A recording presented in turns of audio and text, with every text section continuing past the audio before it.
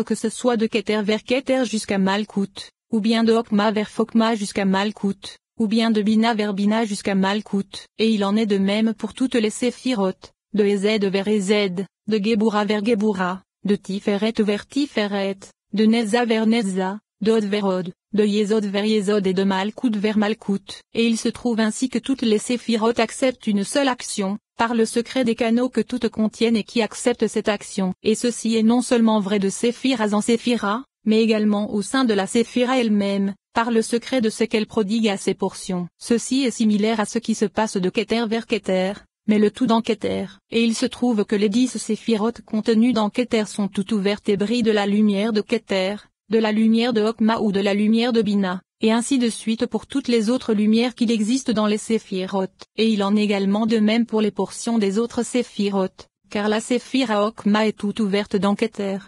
Ou bien elle est toute dans la lumière de Hokma, ou toute dans la lumière de Bina, et ainsi de suite pour les autres lumières des séphirotes. Et voici qu'il existe également d'autres aspects. Ceci est semblable à si Keter prodiguait par la Keter qui est en elle à la Hokma qui se trouve dans Hokma, de la Hokma qui se trouve dans Hokma à la Bina qui se trouve dans Bina, de la Bina qui se trouve dans Bina à la Ezed qui se trouve dans Ezed et ainsi de suite pour toutes les séphirotes. Ainsi, il existe de nombreuses sortes de portions qu'il est impossible de concevoir si ce n'est sous une forme corporelle qui représenterait 10 sphères, et dans chaque sphère 10 faces qui sont les 10 aspects des 10 séphirotes qui se trouvent dans chacune des 10 séphirotes. Et ces faces tournent face à face, selon ce qui ressort de leur jugement. Par exemple, la face de Malkout qui se trouve dans Keter avec la face de Keter qui se trouve dans Hokma, et de même, la Keter qui se trouve dans tout avec la Malkout qui se trouve dans Keter, car alors, le Shefa est d'une autre espèce. Et ensuite, la face de Yesod qui se trouve dans Keter avec la face de Keter qui se trouve dans tout engendre un Shefa d'une autre espèce, et de même pour les 10 faces de Keter.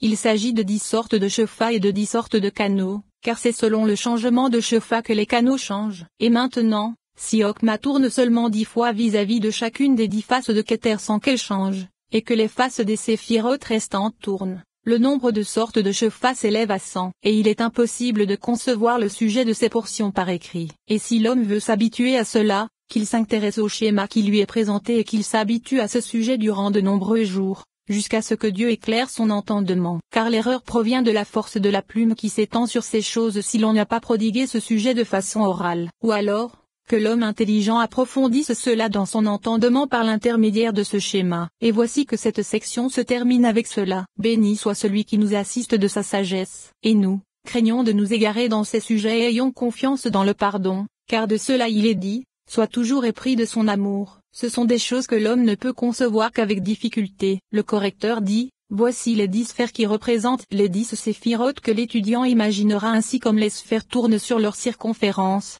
On comprendra ce qu'a voulu dire l'auteur, qu'il repose en paix. Et lorsque l'étudiant étudiera cela en observant les séphirotes, comme par exemple l'aspect de Hokma qui se trouve dans Hokma vis-à-vis de l'aspect de Hokma qui se trouve dans Keter, ou l'aspect de Bina qui se trouve dans Bina vis-à-vis de l'aspect de Bina qui se trouve dans Hokma ou de celui qui se trouve dans Keter, alors il devra imaginer et penser que la sphère tourne et que la Hokma qui se trouve dans Hokma se tient dans la sphère de Hokma face à la Hokma qui se trouve dans la sphère de Keter, et ainsi de suite pour tous les autres. Alors, on comprendra et on concevra ce qu'a voulu dire l'auteur, et on connaîtra cela en vérité, avec l'aide de Dieu. Voir figure dans le Pardes Rimonim à la page 185.